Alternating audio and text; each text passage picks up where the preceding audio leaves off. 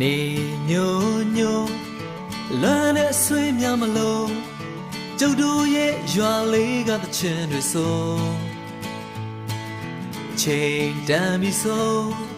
စပါးကင်များမဲဆိုအိမ်ပြန်ချိန်ဆိုစနီးကြောလေးကကြိုနေညိုညို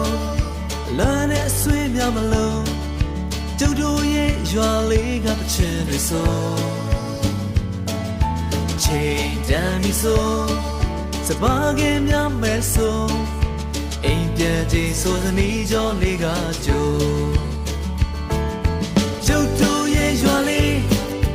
ငြိမ်းချမ်းတဲ့ရွာလေး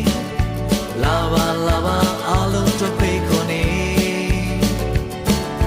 ကျုပ်တို့ရဲ့ရွာလေးဟိုဝေးကစိတ်လည်းတဲ့ရွာလေးလာပါလာပါအားလုံးတို့ဖိတ်ခေါ်နေ